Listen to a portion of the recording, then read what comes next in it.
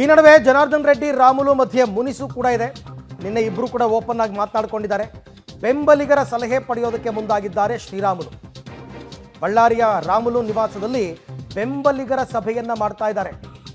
ಒಬ್ಬೊಬ್ಬರನ್ನೇ ಕರೆದು ಸಲಹೆಯನ್ನ ಪಡಿತಾ ಇದ್ದಾರೆ. ರಾಮುಲು ತಮ್ಮ ಬೆಂಬಲಿಗರ ಸಲಹೆಯನ್ನ ಪಡಿತಾ ಇದ್ದಾರೆ. ಒಂದು ಕಡೆ ಜನಾರ್ದನ್ ರೆಡ್ಡಿ ಮತ್ತು ರಾಮುಲು ಮಧ್ಯೆ ಮುನಿಸಿದ್ರು ಕೂಡ ರಾಮುಲು ಅವರನ್ನ ಕಾಂಗ್ರೆಸ್ ಪಕ್ಷಕ್ಕೆ ಕರೆತರಬೇಕು ಅಂತಕ್ಕಂಥ ಮಾತುಕತೆಗಳು ಕೂಡ ನಡೀತಾ ಇದೆ. ಡಿ ಕೆ ಶಿವಕುಮಾರ್ ಇಲ್ಲ ಅಂದಿರಬಹುದು, ಬಟ್ ತೆರೆಮರೆಯಲ್ಲಿ ನಡೀತಾ ಇದೆ. ಕೆಲವರೆಲ್ಲ ಸ್ವಾಗತ ಕೋರಿದ್ದಾರೆ, ಬಂದರೆ ಓಕೆ ಅಂತ. ಹಾಗಾಗಿ ಏನಾದರೂ ತೀರ್ಮಾನ ತಗೊಳ್ಳೋದಕ್ಕೆ ಐ ಥಿಂಕ್ ಪಕ್ಷನಿಷ್ಠ ಶ್ರೀರಾಮುಲು.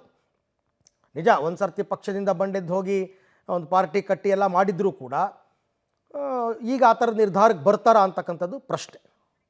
ಈ ಬಗ್ಗೆ ಮತ್ತಷ್ಟು ಮಾಹಿತಿ ನನ್ನ ಕೊಲೀಗ್ ಅಮರೇಶ್ ಅವರಿಂದ ಪಡ್ಕೋತೀನಿ. ಅಮರೇಶ್, ಈಗ ಹೈಕಮಾಂಡೇ ಅವ್ರ ಬೆಂಬಲಕ್ಕೆ ನಿಂತಿರಬೇಕಾದ್ರೆ ರಾಮುಲು ಅವರು ಇವತ್ತಿನ ಸಭೆ ನಡೆಸುವಂತಹ ಔಚಿತ್ಯ ಆದರೂ ಏನಿತ್ತು? ಯಾವ ಸಲಹೆಯನ್ನು ಬೆಂಬಲಿಗರಿಂದ ಪಡಿತಾ ಇದ್ದಾರೆ ಇವರು ಅಂತ?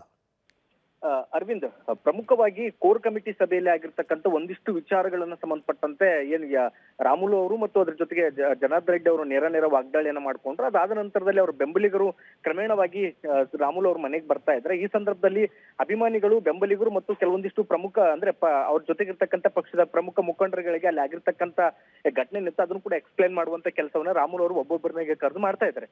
ಮತ್ತೊಂದು ಕಡೆಗೆ ರಾಮುಲು ಅವರು ಸಾಕಷ್ಟು ಪಕ್ಷದ ವಿರುದ್ಧ ಬೇಸರಗೊಂಡಿದ್ರು. ನಿನ್ನೆ ಪಕ್ಷದ ನಾಯಕರು ಮತ್ತು ಅದ್ರ ಜೊತೆಗೆ ಜನಾರ್ದನ್ ರೆಡ್ಡಿ ಅವರ ವಿರುದ್ಧ ನೇರ ವಾಗ್ದಾಳಿಯನ್ನ ನಡೆಸಿದ್ರು. ಹೀಗಾಗಿ ತದನಂತರದಲ್ಲಿ ಜೆ.ಪಿ. ನಡ್ಡಾ ಅವರು ಕರೆ ಮಾಡೋದ್ರ ಮೂಲಕ ರಾಮುಲು ಅವರ ಮನವೊಲಿಸುವಂತ ಕೆಲಸವನ್ನು ಕೂಡ ಮಾಡಿದ್ರು. ಮತ್ತೆ ಆದಷ್ಟು ಬೇಗ ದೆಹಲಿಗೆ ಬಂದು ಭೇಟಿಯಾಗಿ ನಿಮ್ಮ ಅವಶ್ಯಕತೆ ನಮಗಿದೆ, ನಿಮ್ ಜೊತೆಗೆ ಹೈಕಮಾಂಡ್ ಇದೆ, ಈ ವಿಚಾರಕ್ಕೆ ಸಂಬಂಧಪಟ್ಟಂತೆ ಈಗಾಗಲೇ ನಾನು ಪ್ರಧಾನಮಂತ್ರಿ ನರೇಂದ್ರ ಮೋದಿ ಅವರು ಮತ್ತು ಅಮಿತ್ ಶಾ ಅವ್ರ ಗಮನಕ್ಕೂ ಕೂಡ ತಂದಿದ್ದೀನಿ. ಯಾವುದೇ ರೀತಿ ಆತುರದ ನಿರ್ಧಾರವನ್ನು ತೆಗೆದುಕೊಳ್ಬೇಡಿ, ನಿಮ್ ಜೊತೆಗೆ ಹೈಕಮಾಂಡ್ ಇದೆ ಅನ್ನುವಂತ ಅಭಯವನ್ನು ಕೂಡ ಕೊಟ್ಟಿದ್ರು.